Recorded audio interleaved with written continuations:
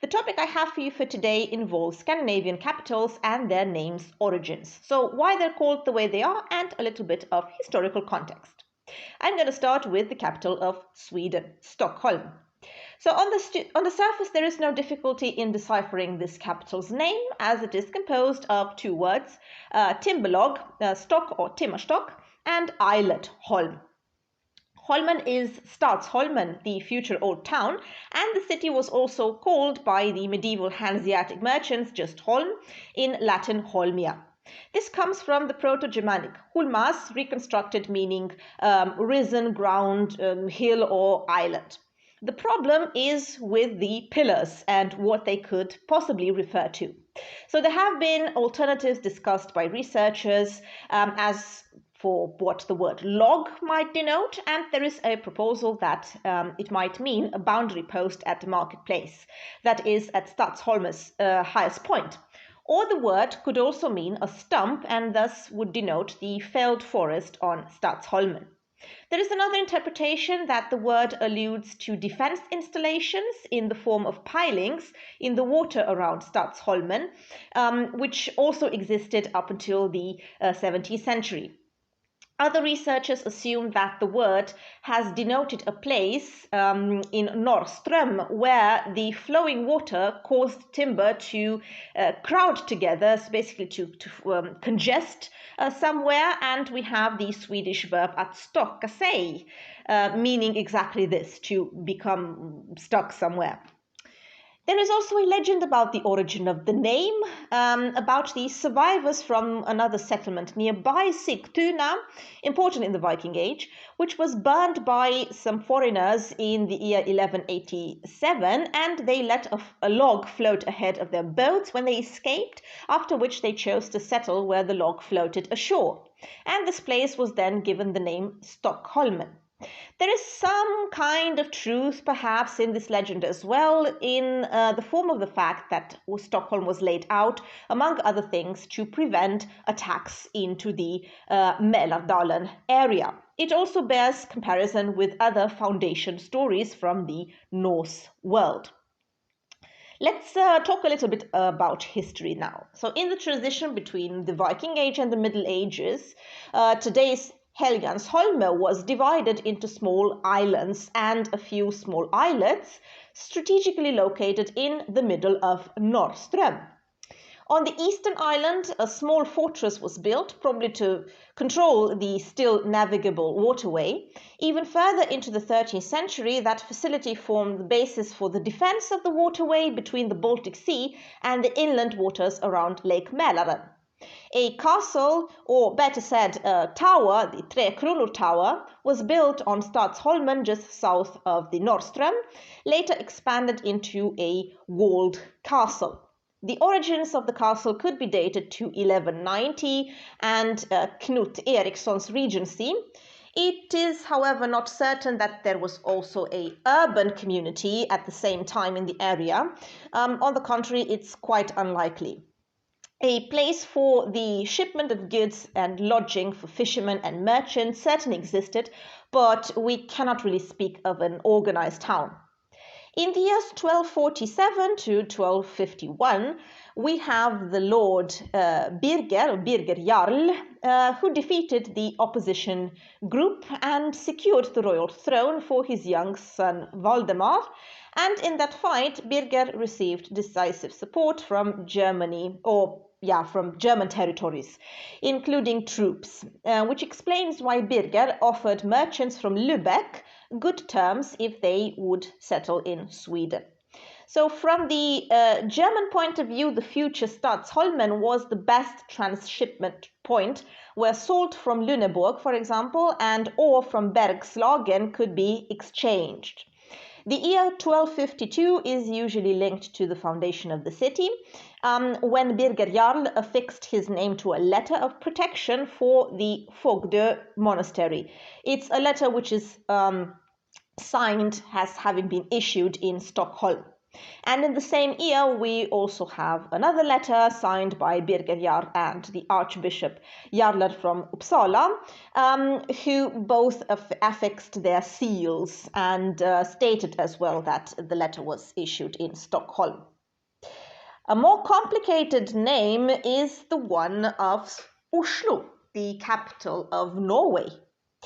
So we have here an analysis from the 20th century, for example, on Norwegian village names, and the philologists Hjalmar Falk and Marius Hegstad interpreted it as composed of the Old Norse word os, meaning God, and lu, which means grove or meadow near water. This is actually coming from an Old Norse word, lorð, a piece of land, basically. So if we combine these, Oslo could mean a grove dedicated to the ancient heathen gods. This interpretation still stands, even though there is no agreement about it, and the historical and archaeological evidence is also quite slim with regard to the existence of worship places in this particular area. So there have been discoveries and references to other areas, but not to this one in particular. We have more fanciful stories. One of them has to do with Harald Hardråda, or Harald Hardrada, as he is called in English. In one of them, it is stated that the town may be named after Yaroslava, the daughter of the Russian Grand Duke Yaroslav, and for a period of time, the wife of Harald Hardråda. In another version, there is also a woman, but she's called Miroslava, and a Bulgarian princess. And in everyday speech, she would have been called Oslava, and she would have been Harald's love from a younger age. And in yet another version, we have a Greek princess called Oslova, and that's why Harald might have named this town in honor of one of his lovers.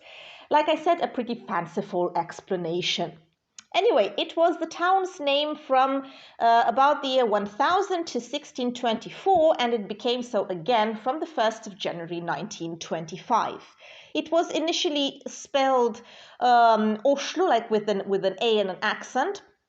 And in Low German, it was called Anschlo, or in Latin Ansloja, and so on. The prefix can also be interpreted as os, as in estuary, which makes a lot of sense given the position of the settlement. And in fact, many Scandinavian place names just take after the natural landscape. So I, for one, tend to believe that this is the more realistic explanation. The name Christiania was given to the town in 1624 after the town fire in this year in old Oslo. The King Christian IV built a new town in the shelter of the fortress of Akershus. And from August 1624, the town was called Christiania after him. There are also other names named after him, Kristiansand, for example. But the name Oslo continued to be used for what we now call the Gamle Byen, so that would be the old town. From 1877, the town's name was written Christiania in the land register and state calendar, and from 1897 also in offices, although no formal decision was ever taken about it. The town was called Christiania until December 1924. In 1924, the parliament, the Storting, changed the name to Oslo again, with effect from the 1st of January 1925. This was a consequence of the national movement and gaining independence. All right, let's move to the capital of Denmark, which is much more straightforward than the capital of Norway, at any rate. So in Danish, København, it's literally the merchant's port. So Cuba is a merchant, a buyer. Havn is a port. The English language also picked up the word copper from Low German in the sense to buy, to barter, and this word, generally speaking, which has a common root with cheap, by the way, probably comes from an early borrowing from Latin, kaupo, meaning peddler, petty tradesman, and so on. So, kauponari, to haggle. So as terms of comparison, you can think of the German kaufen or the Old Norse kaupa. Also in Gothic, kaupon and other Germanic languages. And there has been an evolution from the noun meaning a purchase, a barter, to a purchase as rated by the buyer, thus the word cheap. So yeah, fun fact. The first written record about Copenhagen dates back to 1043.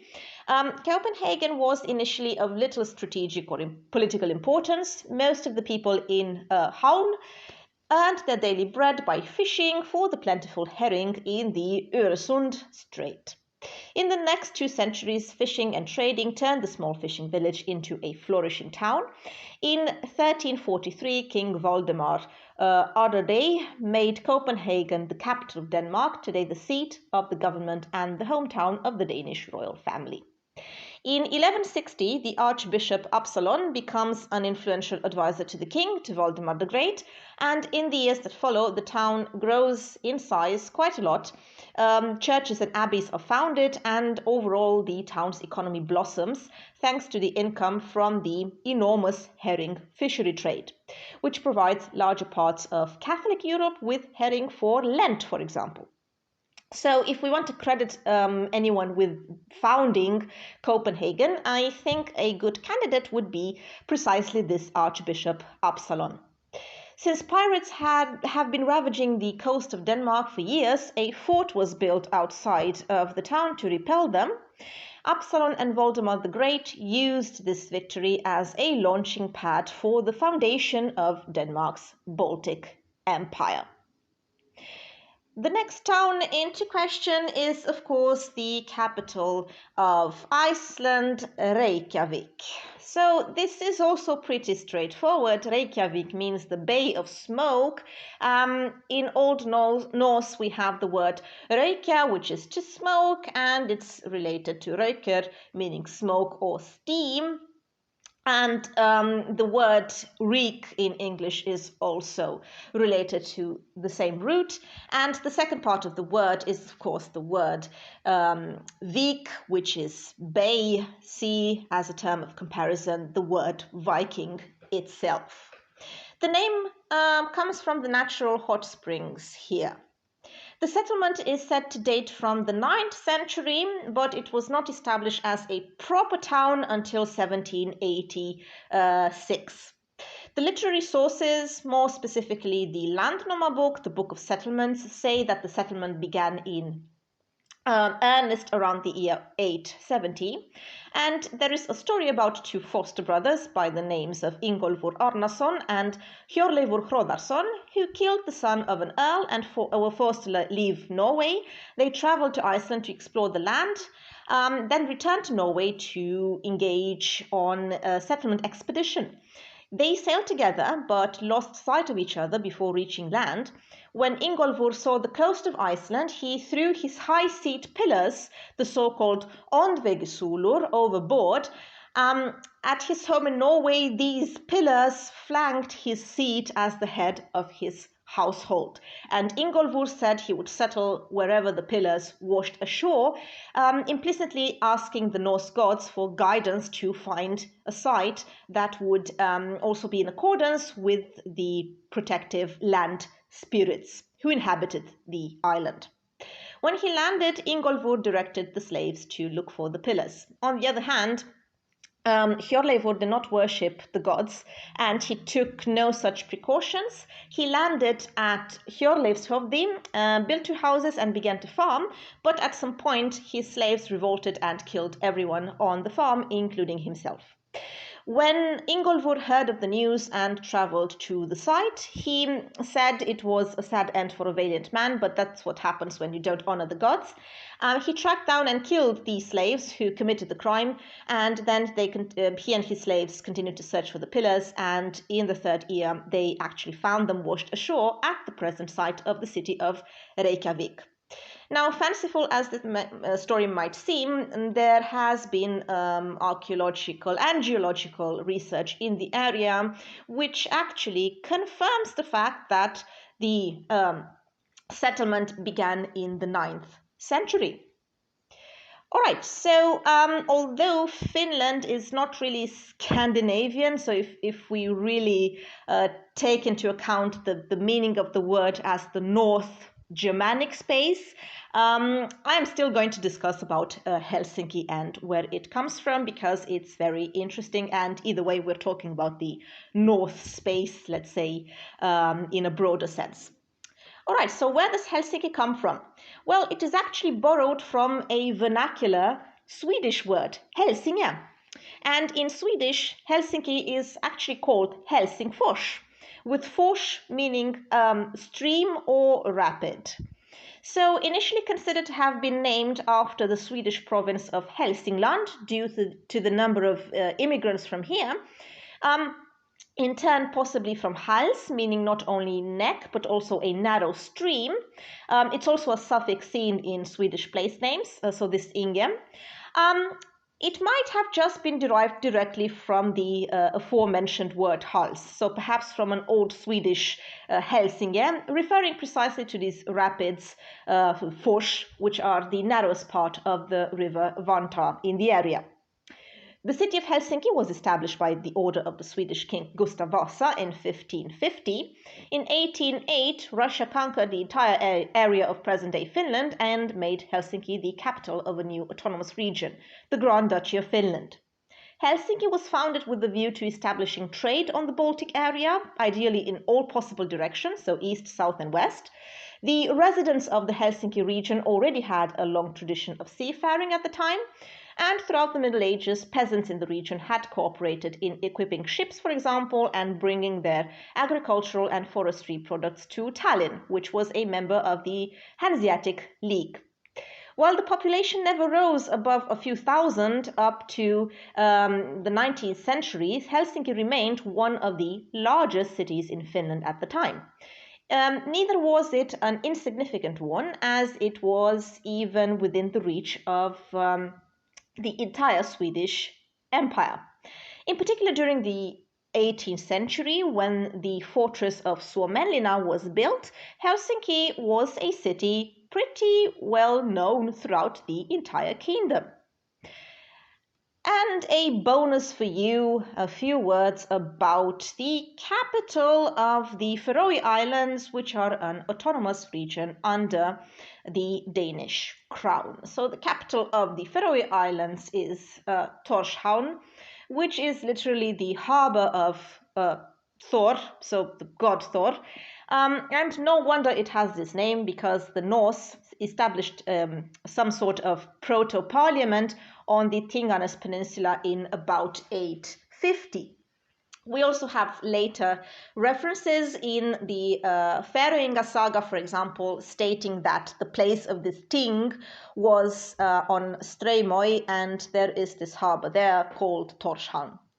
The Ting was followed by a market, which gradually grew into a permanent trading area. So this happened in the 13th century, actually. So we can speak of a town there in the beginning with the 13th century, but the gathering took place there a few centuries earlier. In 1271, there was a royal trade monopoly established in Tórshavn by the Norwegian crown. 2 ships would sail regularly to Tórshavn from Bergen with cargoes of salt, cereal or timber, and under the Norwegian and then Danish rule, government officials made this town their home.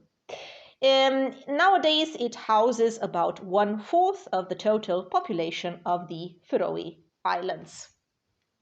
So that was it from me today. I really hope you enjoyed this, and if you did, subscribe for more. Maybe also consider giving me a hand on Patreon, as in the future I would like to spend more time and energy providing well-researched and quality content. Do you have an interesting place name, perhaps also a capital city in mind? Please share your thoughts in the comments, and until next time, keep calm and be curious.